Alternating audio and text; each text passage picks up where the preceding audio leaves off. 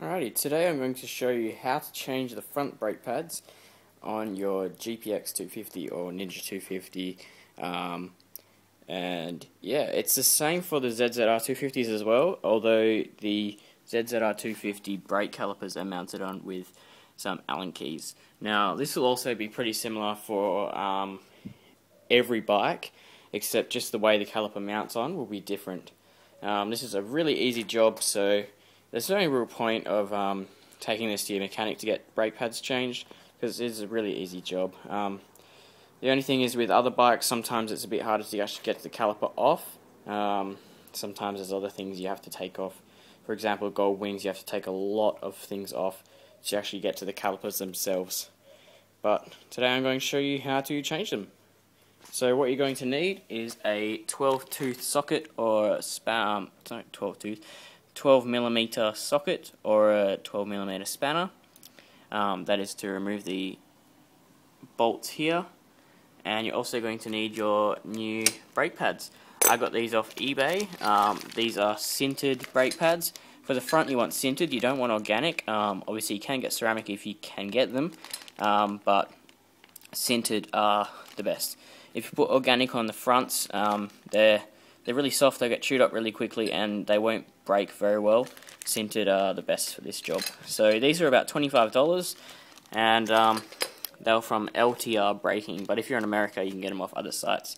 They're Australia, they are to the ADR standards and they're pretty decent pads. So what you're going to need is obviously a 12mm socket, and undo these counterclockwise.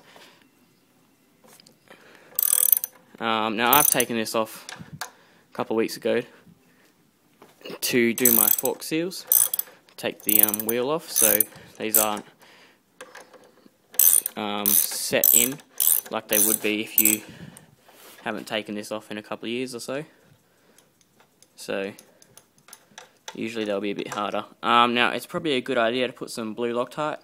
Not red, because that'll be really hard to get off later on, but some blue Loctite on the threads when you put them back in is a good idea, because you don't want these bolts coming out. Okay, now once those are removed, to get the caliper off, basically you just have to push it, sort of wriggle it off. Now this will take two hands really. It's a bit, because there's like a sort of lip on there, it's a bit hard to get it over that lip, so you just need to give it a bit of a pull. Also, once it's off, don't dangle it with this. You're going to get some coat hanger wire and hang the caliper from one of these bolts up to, anywhere here or up here, just so the caliper's hanging. You don't want it hanging on that cable, because it'll break here and you have to get a new cable, which is quite expensive. So hang it up after you take it off, and then you can take the pads out and change those. Okay, I've just removed the brake caliper, and you can see I've just hung it up here. Just with a bit of wire just around here. It doesn't need to be that strong. Just a little bit of wire, just so there's no, tension on that cable. The best way to get the brake caliper off, I found, is while it's on the mount here, push up this side, and it'll push against here, and just keep on pushing it until it lifts off, and then it'll come off. That's the easiest way to get it out. Now what you need to do is first take off, sorry guys, just focus. You need to take off this pad first. What you do is you pull like that, and it's sort of real hard to do with one hand, I gotta say, but basically those things here will compress, and then you'll be able to take this off. So you can, hopefully you guys can see, this is pretty bad lighting. It's hard to do with one hand, but there we go, almost got it. This pad will come out as well, so you just got to push against this, and you can see that those things compress there. They're just rubber boots to protect it, because what you do is you put grease in there and it stops the water getting at the grease. So once you've pushed these back fully, you can just see it lifts off like so. And then you can put the new pads in, and I'll just show you how that's done. Just to quickly show you these pads, the service limit for these pads are 1 mil. You can see that there. So I don't really have a very steady hand.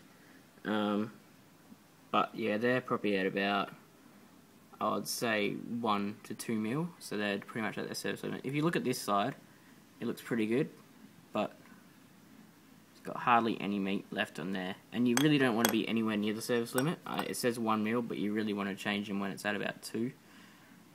Because it's not good to be on the service limit. Because if you wait until you get down to, this metal part here that these pads are on, and you can see I'm not really that far away from it. It's really bad for your disc. You'll just chew them up instantly. So what we're going to do now, you can give this a clean if you want. I cleaned these a little bit a while ago. Basically, what happens here is dirt builds up on here on this exposed part, and when you put new pads in, you sort of need to, or when you put it back on the disc, you need to push these in a little bit.